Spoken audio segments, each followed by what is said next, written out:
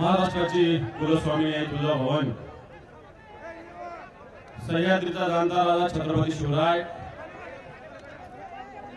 हिंदू हृदय सम्राट शिवसेना प्रमुख श्रीमान बाळासाहेब ठाकरे यांना मानवंदना। आजच्या या पुसद येथील जनसंवाद मेळाव्यास मार्गदर्शन करण्यासाठी उपस्थित असलेले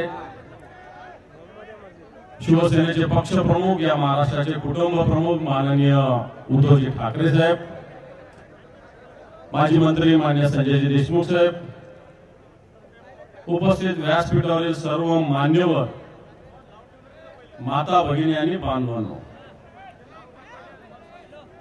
या पुसदमध्ये आज ही जाहीर सभा संवादाची होत असताना या यवतमाळमध्ये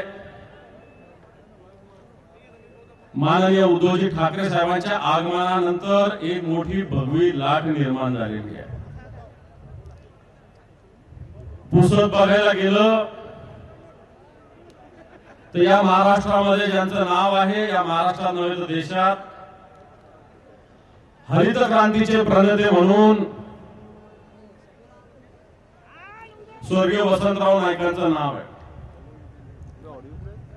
आणि आज हा हरित क्रांतीचे प्रणेते, हरित क्रांती या महाराष्ट्रात ज्यांनी निर्माण केली होती, आज त्या महाराष्ट्रात क्रांती कोणती होते तर गद्दारांची क्रांती या महाराष्ट्रात निर्माण झालेली आहे। आणि गद्दारांची क्रांतीला कशा पद्धतीने निपटवायचं मला वाटतं शिवसैनिकांना चांगल्या पद्धतीने माहित आहे।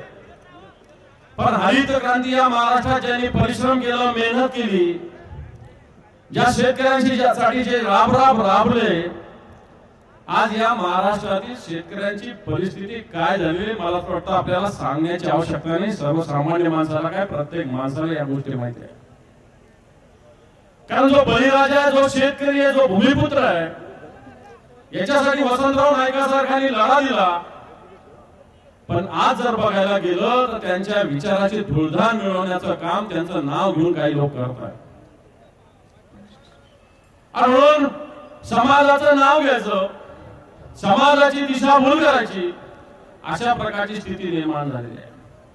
आज शेतकऱ्यांची जर परिस्थिती झाली तर कापूस घ्या, सोयाबीन घ्या, मोसंबी घ्या, संत्रा घ्या, कांदा घ्या, टोमॅटो घ्या, ऊस घ्या, जेही घेतलं, जेही उत्पादन असेल याच्यातला शेतकरी समाधानी नाही आहे। प्रत्येकाचे वेगवेगळे विषय, कापसाला भाव नाही, हमी भाव वेगळा, पण तो हमी भावापेक्षा कमी भावाने कापूस खरेदी केला जातो।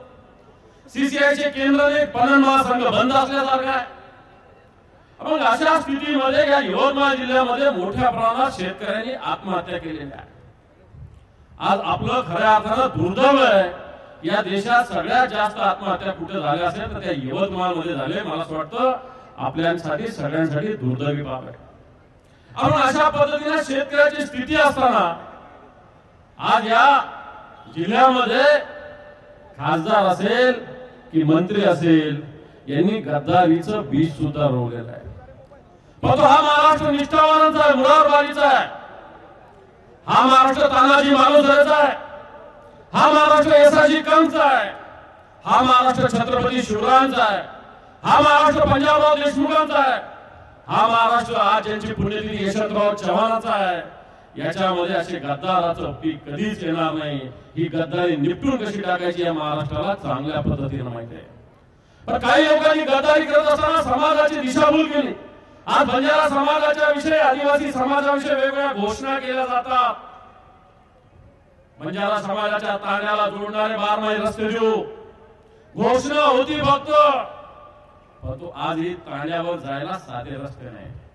आदिवासी पाडे मोठ्या प्रमाणात या भागात सुद्धा, पण या आदिवासी पाड्याला सुद्धा रस्ते नाही। ज्या सरकारच्या योजना येतात या मंत्र्याच्या घरापुरत्याच, मंत्र्याच्या कार्यालयापुरत्याच राहतात।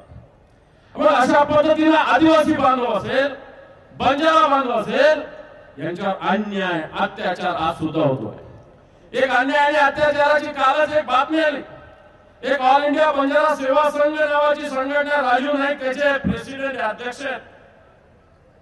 या राजू नाईकांच्या माध्यमातून नवी मुंबईमध्ये एक जागा बंजारा समाजाची विद्यार्थ्यांसाठी, मुलांसाठी एक आधार म्हणून, एक विद्यार्थ्यांना, एक आपल्या इथे गोरगरीब विद्यार्थी शिकायला गेल्यावर त्यांना राहायची जागा वसतिगृह म्हणून घेतली गेली।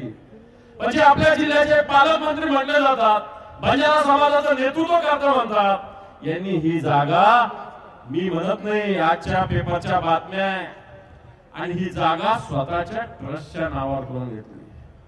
म्हणजे जे समाजाच्या टाळूवरचं लोणी खाण्याचं काम हे गद्दार लोक, गद्दारी तर शिवसेनेतून केली, शिवसेनेची गद्दारी केली, पण समाजासाठी, समाजाशी सुद्धा गद्दारी हे लोक करतायत. आणि मग येणाऱ्या काळात मला वाटतं बांधवांनो, आपण लक्षात ठेवण्याची आवश्यकता आहे. अशा लोकांची धुळधाण आपल्याला करावं लागेल, राजकीय दृष्ट्या यांना घरी पाठवावं लागेल. यांनी गद्दारी केलेली आहे. या महाराष्ट्राचे कुटुंब प्रमुख उद्धवजी ठाकरे साहेब, ज्यांनी या शेतकऱ्याची 2 लाख रुपये कर्जमाफी केली होती, एका थंबवर, एका अंगठ्यावर केली होती, लक्षात ठेवा. या उद्धवजी ठाकरे साहेबांनी महाराष्ट्राला कोविड मुक्त केलं होतं. हे उद्धवजी ठाकरे साहेब या महाराष्ट्र देशातले जे टॉप मुख्यमंत्री, त्याच्यामध्ये त्यांचं नाव होतं. त्यांच्याशी सुद्धा त्यांनी गद्दारी केली.